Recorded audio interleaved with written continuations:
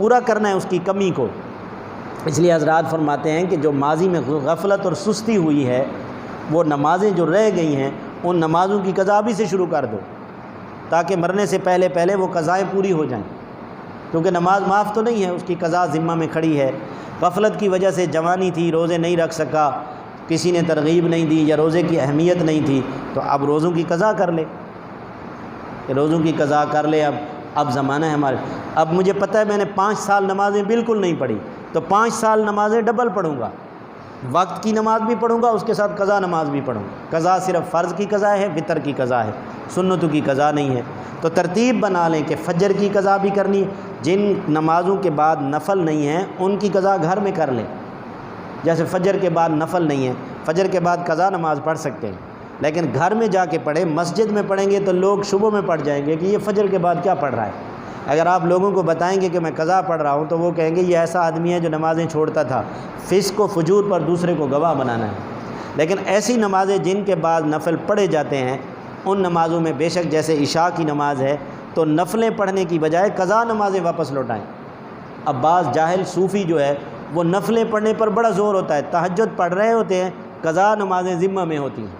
یہ ایسے ہے جیسے آدمی زکوٰۃ نہ دے جو ذمہ میں ہے، صدقے کرتا رہے، دیگیں پکواتا رہے، خرچ کرتا رہے اور زکوٰۃ کی نیت نہ کرے، جو فرائض ہیں ان کی ادائیگی نہ کرے۔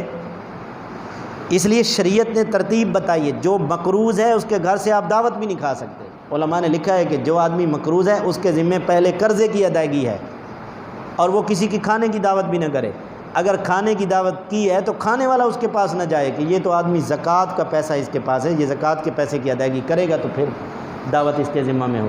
ہم لغویات میں لوگوں کو دکھانے میں خرچ کر رہے ہوتے ہیں اور فرائض ہمارے ذمہ میں ہوتے ہیں۔ تو نوافل کی بجائے اسی طرح علماء نے یہ بھی لکھا ہے کہ بندہ فوت ہو گیا، فقہ حنفی کے ہاں یا ہمارے ہاں مسئلہ ہے، بندہ فوت ہو گیا تو جیسے ہم اس کے روزوں کا فدیہ دیتے ہیں تو اس کی نمازوں کا بھی فدیہ ہے۔ تو کل خانی کے اوپر 12 دیگیں پکانا آسان ہے، اور والد کی نمازوں کا حساب کر کے فدیے کی رقم کسی کو خاموشی سے دے دینا، کسی غریب مسکین کو، یہ دینا مشکل ہے، اس لیے کہ لوگوں کو پتہ نہیں چلے گا کہ باپ کے لیے یا رشتہ داروں کے لیے یا والدہ کے لیے، دادا کے لیے، نانا کے لیے خرچ کیا، کیونکہ وہاں ذرا عوام میں پتہ چلتا ہے خرچ کیا، تو ترتیب زندگی نہیں۔ غرض یہ کر رہا تھا کہ ہم یہ مت سمجھیں کہ ہماری اولادیں ہماری قضا نمازوں کا فدیہ دے گی، پتہ نہیں آنے والی نسل اس کے پاس اپنی نماز پڑھنے کا وقت بھی ہوتا ہے یا نہیں۔ ہم نے بڑی امیدیں لگائی ہوتی ہیں۔ وہ ایک بچوں کے اسلام میں واقعہ آیا کہ ایک حافظ قرآن بچے سے والد کہنے لگا کہ آپ یہ حدیث پاک ہے کہ جو بچہ حافظ قرآن ہوگا وہ 10 آدمی، ایسے 10 آدمی جن کے اوپر جہنم واجب ہو چکی ہوگی، اللہ اسے محشر میں بلائیں گے کہ تو جن کے 10 آدمیوں کے بارے میں سفارش کرے گا تیری سفارش قبول کی جائے گی اور ان کو چھوڑ دیا جائے، یعنی ان کو جہنم سے خلاصی دے کے جنت میں ڈال دیا جائے۔ تو والدہ کہنے لگی کہ آپ میری سفارش کرنا، والد کہنے لگا میری سفارش کرنا، نانا نے کہا کہ آپ میری سفارش کرنا، دادا نے، وہ سب کی سنتا رہا۔ اس نے کہا تمہاری تو سفارشیں کروں گا، میری اولاد کہاں جائے گی؟ جب میری آگے اولاد چلے گی وہ پھنس گئے تو میں پہلے اولاد کی سوچوں گا یا تمہاری سوچوں گا؟ بات تو یہ ہے۔ پھر حافظ بھی بعمل ہو، اس کے بارے میں شفاعت کا حق ہے۔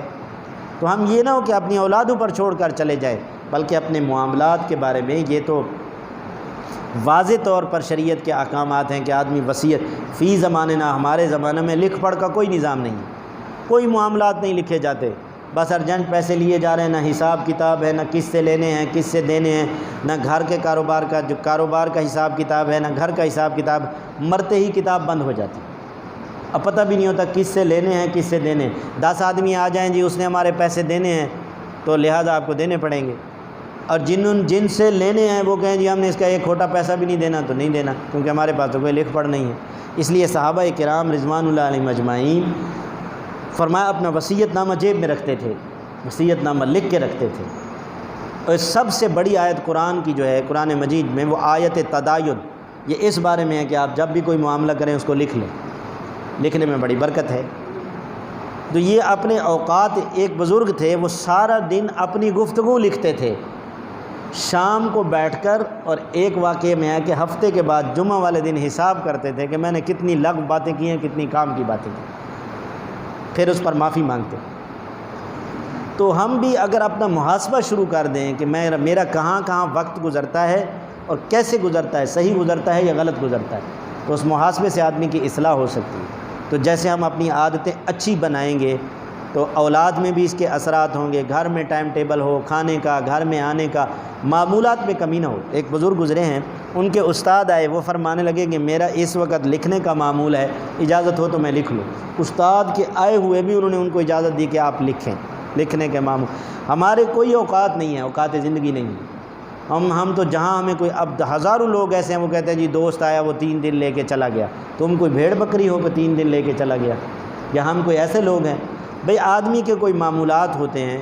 بعض لوگ تو گناہوں پر فخر کرتے ہیں، جی میں نہیں جاتا تھا بس انہوں نے مجھے پلا دی، انہوں نے مجھے یہ نشہ کروا دیا۔ اکثر نسلیں تباہ اسی لیے ہوئی ہیں۔ پھر بیٹھنے اٹھنے کی جو نشستیں ہیں وہ ٹھیک نہیں ہیں، یہ بھی ہم درست کریں۔ اور موبائل کا استعمال، یہ دیکھو نا، ایک ہے استعمال، ایک ہے موبائل، اس کا ضرورت کے مطابق استعمال ہو۔ فون ہو تو استعمال ضرورت کے مطابق ہو۔ جہاں ضرورت سے چیز بڑھے گی، جیسے کہتے ہیں نا ہوا ضرورت کی ہو تو رحمت ہے، اگر ضرورت سے زائد ہو جائے، آندھی بن جائے تو وہی ہلاکت کا ذریعہ بن جائے۔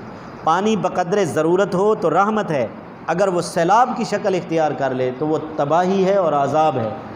اسی طرح زندگی میں یہ جو ضروریات کی چیزیں ہیں، جب یہ غلو اختیار کر جاتی ہیں، یہ تباہی ہے۔ جب موبائل ماں سے بات کرنے سے روک دے، باپ سے بات کرنے سے روک دے، کوئی خیر و خبر کسی کے لینے سے روک دے، 24 گھنٹے جیسے ہیروئنی لیکیں لگاتے تھے، انہی لیکوں میں لگا ہوا ہے، دفتر میں ہے یا گھر میں ہے، دوستوں میں ہے یا چند بیٹھا ہوا ہے، تو یہ تباہی ہے۔ اس سے بڑا سیلاب، اس سے بڑی آندھی، اس سے بڑا طوفان کوئی نہیں۔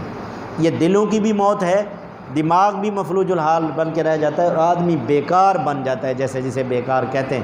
اللہم احفظنا منہ، اللہ سبحانہ و تعالیٰ میری پوری امت مسلمہ کی وقت کے ضیاع سے حفاظت فرمائے اور اپنے اوقات کو قیمتی بنانے کی توفیق عطا فرمائے۔ سنت ادا کریں۔